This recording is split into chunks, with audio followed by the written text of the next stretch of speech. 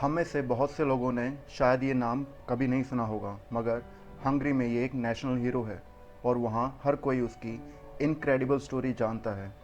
और आज के वीडियो के बाद आप भी इस नाम को कभी नहीं भूलोगे। ये नाम है कैरोली टैकक्स। इस वीडियो में हम देखेंगे कि चैलेंजेस को कैसे फेस किया जाता है, बाउंस बैक क्या होता है, डिसअपॉइंटमेंट को अपॉर्चुनिटी में कैसे चेंज किया जाता है। 1936 में हंगरी कंट्री की आर्मी में एक सोल्जर था। सोल्जर होने के साथ साथ कैरोली एक बहुत अच्छा शूटर भी था। उस टाइम के जो भी बेस्ट शूटर्स थे वर्ल्ड में, उसमें कैरोली का नाम भी लिया जाता था। कैरोली ने नेशनल लेवल के जितने भी कंपटीशन थे शूटिंग के, वो सारे जीते हुए थे और उसका बस एक ही सपना था कि ओलंपिक्स में अपनी कंट्री के लिए गोल्ड मेडल जीतना और वर्ल्ड का बेस्ट शूटर बनना। 1936 के ओलंपिक्स जर्मनी में होने वाले थे और कैरोली इसी टाइम का वेट कर रहा था, बट अनफॉर्चुनेटली इसे पार्टिसिपेट नहीं करने दिया गया क्योंकि अकॉर्डिंग टू हंगरी लॉ बस ऑफिसर रैंक से ऊपर वाले ही ओलंपिक्स में पार्टिसिपेट कर सकते थे और कैरोली तो एक सार्जेंट था। कंट्री का बेस्ट शूटर जो ओलंपिक्स में गोल्ड लाने वाला था, उसका सपना टूट गया ओलंपिक्स में पार्टिसिपेट करने का। इस इंसिडेंट के बाद पूरे देश में रेवोल्यूशन आ गया और लोगों ने ये लॉ चेंज करने को कहा क्योंकि पूरी कंट्री कैरोली का कैलिबर जानती थी। पूरी कंट्री को पता था कि पिस्टल शूटिंग में कैरोली ही गोल्ड मेडल जीतता। कंट्री का लॉ चेंज किया गया और अब कोई भी ओलंपिक्स में पार्टिसिपेट कर सकता था। कैरोली ने फिर से अपनी प्रैक्टिस स्टार्ट की और अपना सारा फोकस 1940 के ओलंपिक्स पर लगा दिया। बट चैलेंजेस अभी और आने थे कैरोली की लाइफ में और उसके सपने के बीच में। 1938 में वर्ल्ड वॉर स्टार्ट हो गया और पूरी आर्मी को अलर्ट कर दिया गया। वॉर की प्रिपरेशन स्टार्ट हो गई थी और उसी प्रिपरेशन में एक दिन ग्रेनेड फेंकते टाइम वो ग्रेनेड कैरोली के राइट हैंड में ही फट गया और उसे अपना राइट हैंड खोना पड़ा। अपने राइट हैंड के साथ साथ उसके सारे सपने और फोकस भी टूट गया। कैरोली राइट हैंड से ही शूटिंग करता था क्योंकि वो राइट हैंडर था। जब ये न्यूज़ सबको पता चली तो पूरे देश में खामोशी छा गई। एक महीने तक कैरोली का ट्रीटमेंट चला और इस दौरान वो बिल्कुल टूट चुका था। उसे अपना सपना टूटा हुआ दिख रहा था।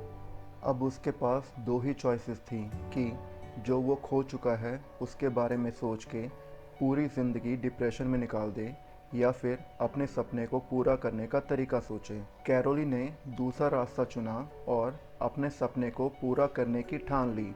उसने सोचा, राइट हैंड को भी मैंने ही ट्रेन किया था शूटिंग के लिए, तो लेफ़्ट हैंड को भी मैं ट्रेन कर सकता हूँ और मैं करूँगा। उसने डिसाइड कर लिया कि अब ओलंपिक्स का गोल्ड मैं लेफ़्ट हैंड से ही लाऊंगा। हॉस्पिटल से डिस्चार्ज होने के बाद कैरोली ने प्रैक्टिस स्टार्ट कर दी। कहीं चला गया और अकेले ही प्रैक्टिस करता बिना किसी को कुछ बताए।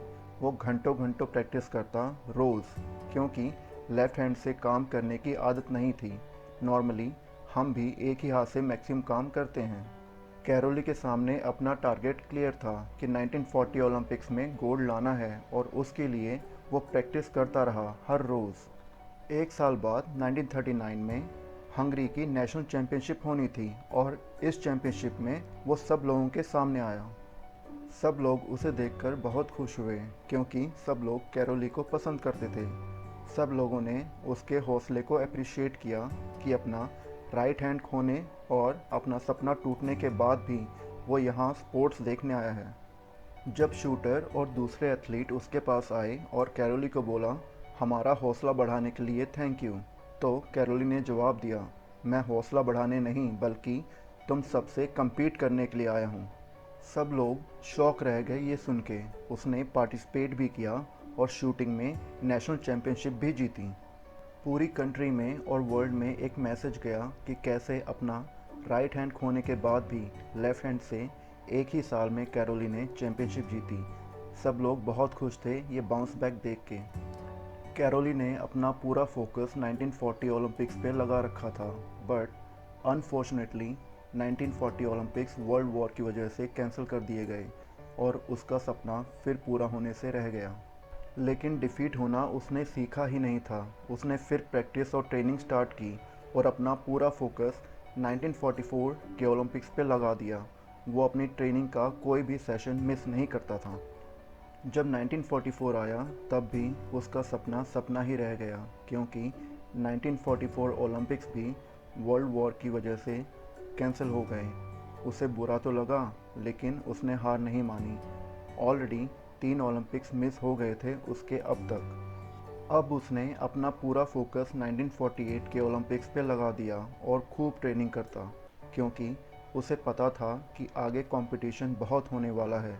नए नए प्लेयर्स होंगे और कैरोली की भी एज हो रही थी, तो नए प्लेयर्स से कम्पीट करना आसान नहीं होगा। उसने वो हर ट्रेनिंग ली जो नए प्लेयर्स लेते थे। अब वर्ल्ड वॉर भी ख़त्म हो गई थी और 1948 ओलंपिक्स आने वाले थे। जब ओलंपिक्स स्टार्ट हुए तब कैरोली को अपना सपना पूरा होता हुआ दिख रहा था, और हुआ भी। फाइनली शूटिंग में उसने गोल्ड मेडल जीत ही लिया। अब कैरोली ने अपना टारगेट शिफ्ट किया 1952 ओलंपिक्स पे और उसकी ट्रेनिंग स्टार्ट कर दी। जब 1952 ओलंपिक्स स्टार्ट हुए तो उसमें भी उसने गोल्ड मेडल ही जीता 42 इयर्स की एज में।